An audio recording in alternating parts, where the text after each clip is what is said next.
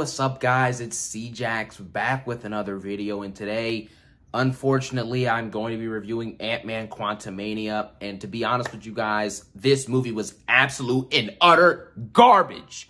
The MCU has basically turned into a bunch of soulless and lifeless movies that have no emotion, no storytelling, barely any good characters, bad comedy, and mediocre VFX. That's what these movies have basically become. And Ant-Man was the epitome of that. It was boring. It was generic. It was bland. The story was pointless. The plot holes in this movie are egregious. But without any further ado, let's just jump in and talk about this movie and get this over with. And then we're going to talk about how this movie affected me and how it affected the future of the MCU, because it was supposed to start off Phase 5 with a bang. A bang isn't an explosion because this company just bombed.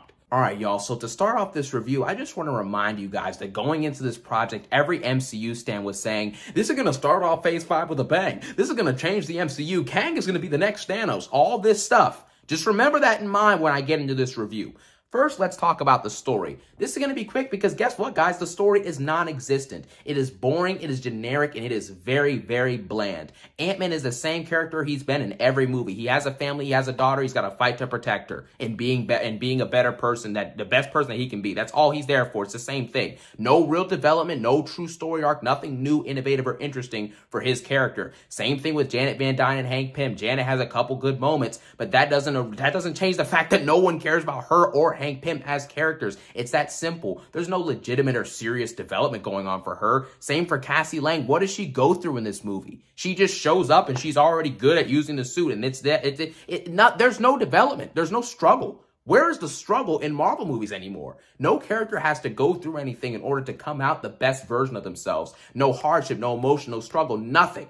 Peter Parker did in No Way Home. Shuri did in Black Panther. But outside of that, I can't even remember anyone else in this phase who's gone through that much to actually be able to grow as a character. And if they have gone through things, they haven't grown because Marvel is not giving people good emotional or good story-driven arcs anymore. They're not. And that's what we got in this movie is an example of that, a boring and bland storytelling. And the Wasp, she does absolutely nada in this movie. She does nothing at all. And then you get to Kang.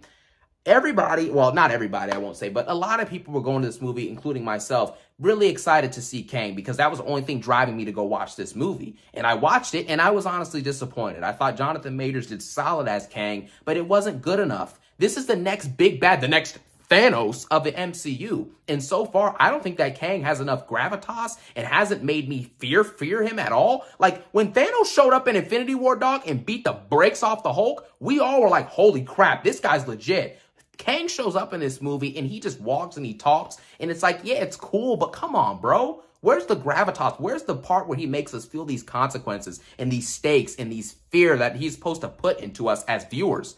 We don't feel any of that. And so that part I thought was very disappointing. And also, Kang got built up to the entire first half of this movie, which is very boring. The pacing of this movie is very mediocre, and nothing is really that interesting. You get bored really easily watching this. But anyways, the first half of this movie, they're building up to Kang saying he's coming to conquer, he's going to do this, he's going to do that. And then at the end of the movie, he gets beaten up by ants. Ants. Ants. Literal ants. You build up all this for him to just die to ants. It's stupid, bro. How many wasted villains are we going to have in this phase? Gore the God Butcher is a perfect example. Phenomenal actor, Christian Bale. And Gore the God Butcher in the comics is a beast. He took on multiple Thors at once. And in the movie, he gets beat by Jane Foster in a mediocre Thor. That's it. And then Kang, he's supposed to be some big bad. He's built up to. He gets beat by ants. I mean, it is mind-blowing to me how much they waste these villains and waste these castings, and it's very, very sad to see. And then on to MODOK. I don't even want to waste my time with him. Long story short, MODOK looked like absolute garbage within this movie, and I hope to never see him again. He shouldn't have even been in this movie. And I quickly want to talk about the plot of this movie because I found that there were many plot holes and things that just didn't make sense to me. First off, the Council of Kangs, right? This Kang that we see in Ant-Man has been stuck in the quantum realm for however many years or whatever, right? And Janet at the end of the movie just randomly figures out how to get out of the quantum realm in a couple seconds, but Kang's been sitting in the quantum realm for decades and hasn't figured out how to get out yet. That doesn't make any sense to me whatsoever. Another thing, with the Council of Kangs, if you have all of those millions of Kangs and you mean to tell me that you couldn't get this one Kang out of the quantum realm because apparently he was exiled, but now that he dies, somebody who you didn't care about, you exiled him. When he dies, now all of a sudden the Council of Kangs wants to unite. It makes no sense. If you didn't care for him when you exiled him, why do you care that he's dead now? It does, like, nothing clicks in this movie. Another thing, Cassie Lang. How in the world? She was 6 years old at the end of the first Ant-Man, 9 years old at the end of Ant-Man and the Wasp. And somehow from that time to the end of the blip, she was able to get the technology, figure out how to use the technology, and make a device that can traverse through the quantum realm. How? How is a middle schooler figuring that out with no help? No help. Her family wasn't there. I don't even know who she was living with. She had no help at all. No, how did she even get access to the technology? How did she get the brains to do this? We don't know. We don't know. It just happens because nothing is earned in the MCU. Characters just show up and they're already great at everything. They don't need to go through any struggle. There's no consequence. There's nothing whatsoever. Plot holes like that make this movie absolutely dumb. And I just quickly wanted to talk about that because the whole movie hinges on that little device that Cassie Lang built, and we don't even know how it happened. And we don't know how she did it. It's stupid. And along with this story being boring, generic, and there not being any real story or character arcs in this film, there's also any serious or emotional moment that doesn't have Kang in it. Every one of those scenes in this movie gets undercut. Like at the end of the movie when Ant-Man's like walking down the street and he's thinking to himself, hey, you know, I didn't Kang because something bad was going to happen. Oh, well, it's okay. I'll just keep walking and go buy a cake. I'll just go buy a cake. No one cares. It's not funny. No one's laughing. That's nothing. This movie has terrible comedy. Ant-Man movies are supposed to be funny. Ant-Man and the Wasp, in my opinion, is one of, if not the funniest superhero movies that I have ever seen. And in this movie, there is zero joke that's funny at all. And they try and make you care for these bum-behind side characters in the quantum realm that we don't even know their names. I don't even remember the people's names, dude. And they're trying to make us care for these people who Kang has suppressed. What are you talking about? You don't show us the suppression? You don't show us who they are? Why should we care? It is a waste of time. And in a 2-hour movie, you can't have these portions of wasted time. I'm so tired of going into these Marvel movies and complaining about the same things. It's the same thing. Thor, Love and Thunder, Multiverse of Madness, this movie, etc. It's 2-hour runtimes. And then in that runtime, they don't do anything with any of the side characters.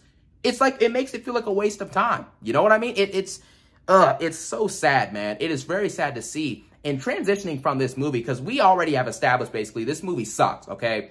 The MCU as a whole, this movie pointed out to me what the MCU has become, like I mentioned. Bad comedy, bad VFX, no motion, no real storytelling, and 2-hour runtime that feels rushed as heck. What happened to MCU movies that took their time to tell intricate stories with good Easter eggs, good storytelling, good arcs, emotional moments, emotional beats, all of that stuff? All that stuff is gone in this new MCU. And I'm looking at it, all these yes men on YouTube, whatever it is, we know the people who meat ride Marvel till they can't anymore. And it's getting old. The more that people sit here and accept this mediocrity, Marvel is going to keep giving us products like She-Hulk or Multiverse of Madness or Thor 4 or Ant-Man. That's what we're going to keep getting over and over and over again because no one is telling Marvel otherwise. People need to start giving these films constructive criticism so Marvel can know what they need to work on because this garbage should not be able to fly like this. And to piggyback off that last point, it's just sad because I remember going to these movies, right, and being excited going into these Marvel films, right, these MCU films, and then walking out even more excited to talk about them. But now I go in expecting disappointment, and I get even more mad after watching because I got disappointment and even worse than that. It's sad. It is so embarrassing what it has become. And I'm sick of the same thing every movie. This is going to change the MCU. This is going to be very good. This is this. Turn your brain off going into this one, guys.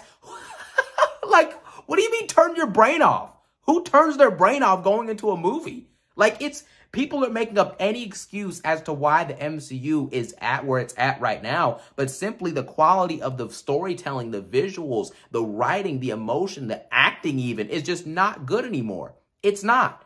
And I hope that Marvel can seriously make a change because what we're seeing right now is an absolute and utter disaster. So overall, guys, I think Ant-Man Quantumania answered the what and the why. What is Marvel's issues, or what are their issues right now, and why have they fallen to their lowest point in terms of quality over the last couple of years of bad content? And I was even hesitant to even make this video because I didn't want to think or talk about this movie. But sometimes you got to do what you got to do. And, you know, I even wanted to just let you guys know this real quick. At the end of my screening for the movie, there were some guys clapping in the front row that the movie was ending because they were hyped and, you know, happy about what they saw. And these kids next to me were laughing at them. People in the theater were laughing at those guys for clapping for enjoying this movie. And that just lets you know how bad this truly was. I'm giving this movie a 3 or a 4 out of 10 at best. It is a F-tier Marvel film and one of the 5 worst MCU movies of all time. All right, y'all, so that is going to wrap it up for my Ant-Man Quantumania review. If you've seen the movie, feel free to let me know what you thought about it in the comment section below. And as always, I hope that you guys have a phenomenal day. Peace out.